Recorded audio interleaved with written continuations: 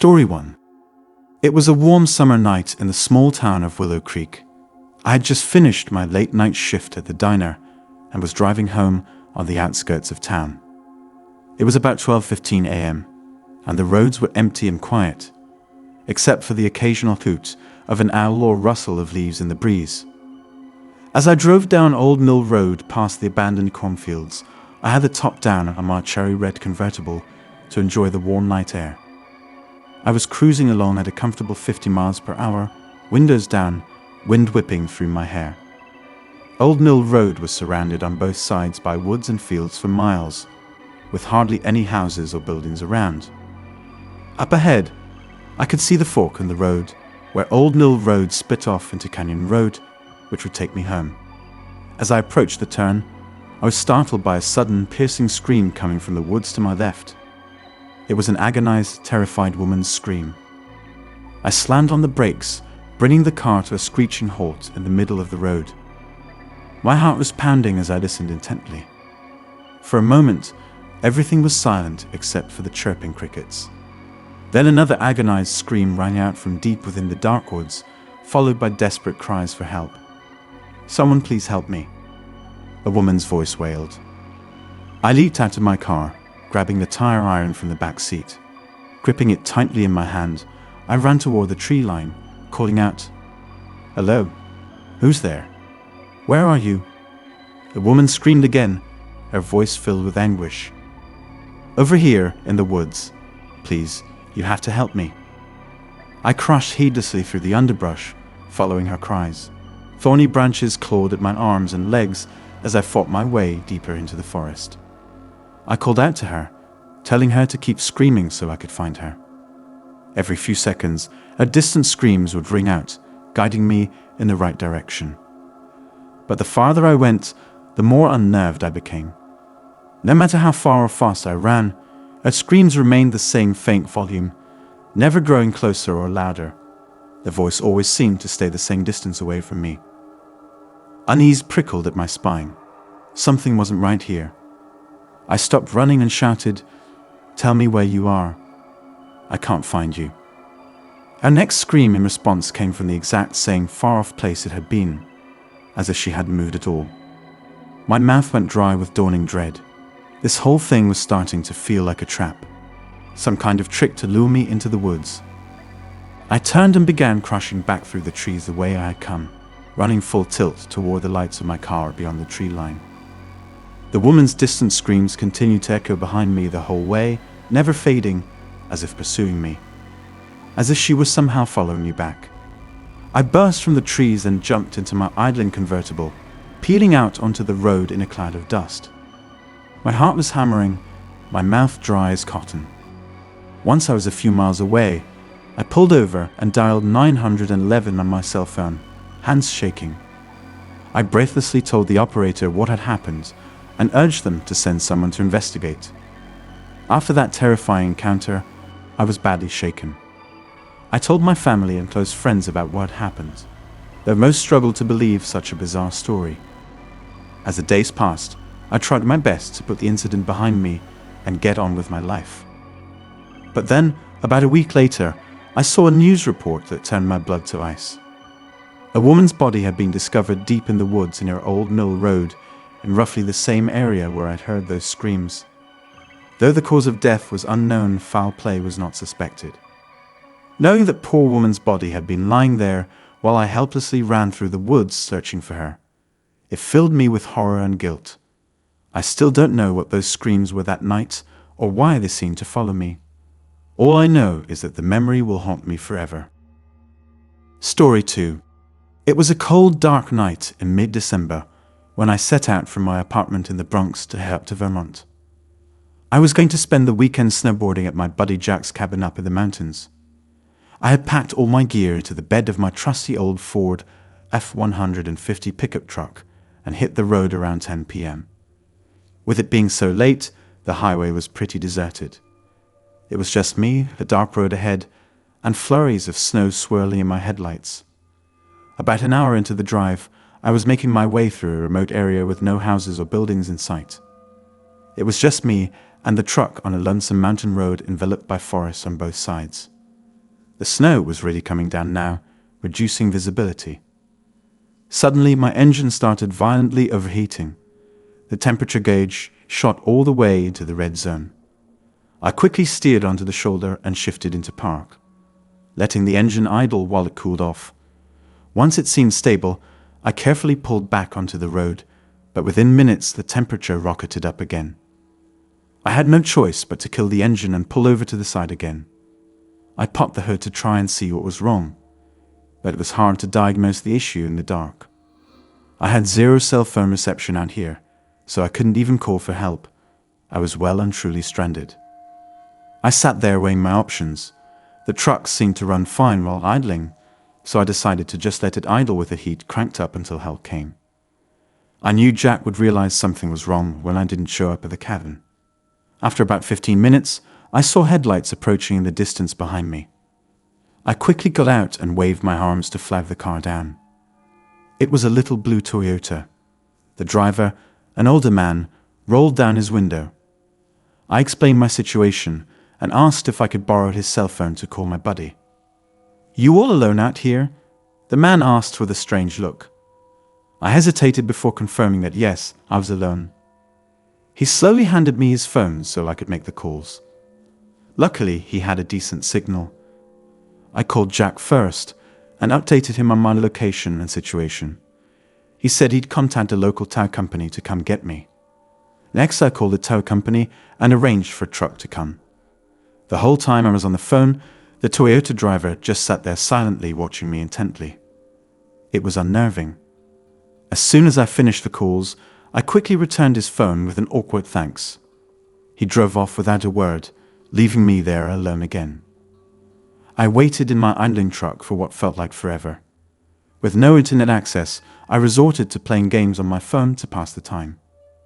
About 30 minutes had gone by when I heard a sudden loud knock on my passenger side window, making me jump.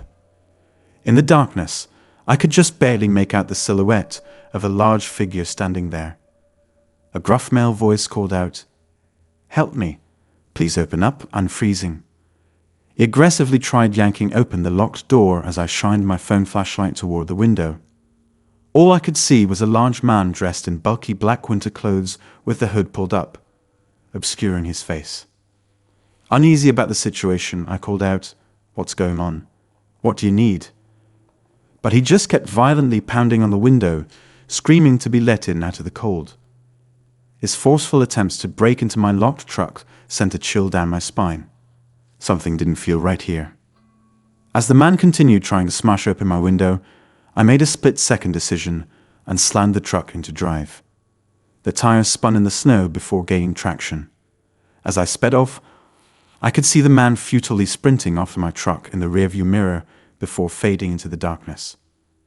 A minute later, I came around a bend and my headlights illuminated a parked car on the shoulder up ahead. With dawning horror, I realized it was the same blue Toyota from before. The driver was nowhere in sight. In that moment, I knew the stranded man, who had been trying to break into my truck, must have been the Toyota driver, a complete stranger who had seemed trustworthy at first. Who knows what would have happened if I had let him in? A chill ran down my spine at the thought. I drove on through the night, the truck's engine be damned. I just wanted to get somewhere safe. About 10 minutes later, I finally met up with the tow truck Jack had sent. After hitching up my truck, I used the tow truck driver's phone to call Jack and fill him in on the full creepy story.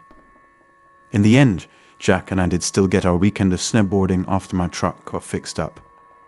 But I'll never forget that night on the mountain road and the sinister stranger lurking in the darkness. I trust my instincts now more than ever. Story 3. It was the late summer of 2021, and I was 19 years old. I lived in a super rural part of Southwest Virginia, about 20 minutes outside of Mount Airy, North Carolina. My best friend James was 17 and still in high school. We were as close as brothers, having grown up together in this sleepy mountain town our whole lives. Around here, there wasn't much to do at night. Pretty much everything closed by 10 p.m., except for the Waffle House. As teenage guys with restless energy, James and I always found ways to keep busy once the sun went down.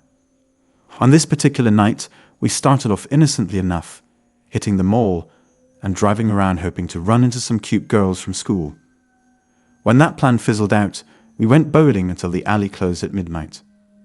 After that, we cruised Main Street and walked the back alleys, acting tough and pretending we were real rebel badasses. Of course, nothing ever happened on these streets, and we weren't in any danger. The most crime we ever saw was the occasional shoplifter at the corner store. Once we got bored strutting around town, we headed to Waffle House for a late-night snack, then made the mandatory stop at Walmart just to look around. By now, it was going on 2 a.m., and we still didn't want to call it a night yet. So we decided to go driving around some of the winding backcountry roads near our houses. This was one of our favorite pastimes. The more remote and rural, the better. It was kind of our way of exploring since we'd grown up in this small town and knew every inch of it. The twisting mountain roads, less traveled, always promised new adventure. James flipped through the radio stations as I steered my old pickup truck through the darkness. We chatted and joked around like always, voices drowned out by the music and roar of the engine. Out here beyond the glow of street lights, the world around us was pitch black except for the tunnel vision in my headlights. I turned down a road I'd only been down once before, and that was in the brightness of day. Now at nearly 3 a.m., everything looked unfamiliar and kind of sinister.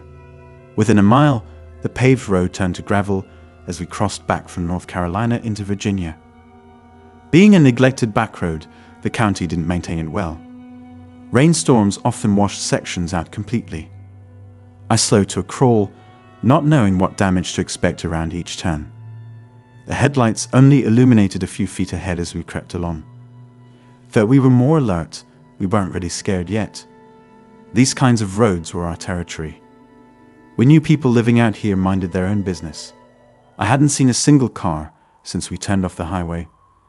Slowly rounding a bend, we suddenly noticed a lone porch light burning in the distance. Squinting into the darkness, we could barely make out the silhouette of a man standing completely still beneath the light, facing our direction. As we approached, his head followed us, but his body never moved. I felt James stiffen next to me. "Weird dude just staring like that," he muttered. I shrugged, acting casual even though my heart was beating faster now. We were outsiders here. For all he knew, this guy had a 12 gauge ready to greet trespassers. Despite the creepy encounter, we drove on into the night. I steered back towards more familiar roads, eventually coming out near the highway again. I breathed a sigh of relief being under streetlights once more. We laughed about how jumpy we were getting out there over one strange guy. Feeling bold again, I decided to head up this road I used to bike on as a kid. It switched backed up over a mountain ridge with awesome views of the valley below. About 2 miles up, the paved road ended and continued on as a dirt track through deep woods. Memories came flooding back as I followed each bend, remembering the hours I'd spent exploring as a 10-year-old. Just then, James grabbed my shoulder and pointed towards something standing motionless up ahead in the headlight beams. My first thought was deer, which were everywhere in these parts. But as we slowed, I muttered, "That's no deer." It was a human figure, hunched over facing away from us on the right shoulder. I squinted into the darkness, but couldn't make out any features. The tall, frail frame looked like an old woman, with long, straggly grey hair trailing halfway down her back. She wore a dirty white t-shirt and pants. We crept closer until we were just 50 feet away, and she still hadn't moved a muscle. Then suddenly, she whipped around to face us. The glow of the headlights illuminated her gaunt face and wild eyes. She looked strung out, like a meth addict. Her cheeks were sunken, her skin sagging. I guessed her age somewhere between 40 and 60 years old. But most startling of all was the blood. Her clothes were drenched in dark splotches of dried blood. As she turned, light glinted off the long blade clutched in her right hand. My heart dropped into my stomach. I slammed the accelerator and swerved around her onto the road, speeding away without looking back. We tore down the mountain at breakneck speed, whipping around hairpin turns. The image of her haunting face was burned into my mind. We drove in stunned silence all the way back into town. Only when streetlights surrounded us again did I start breathing normally. Back at my house, we tried making sense of what we'd witnessed. In the end, we decided never to go down that road again, especially at night. The bloody woman had disappeared back into the darkness just as quickly as she'd emerged. Over the years, I've continued living in this same small town, now with my wife and a house on that mountain road with the gorgeous views. I still drive the gravel back road from time to time, where the watching man lived. Just earlier this year, police busted a huge illegal cockfighting and drug ring a few houses down from where we'd seen him. I often wonder if he had been a lookout for the operation, standing guard even way back then. As for the bloody woman, she remains a mystery, one I hope never to come face to face with again.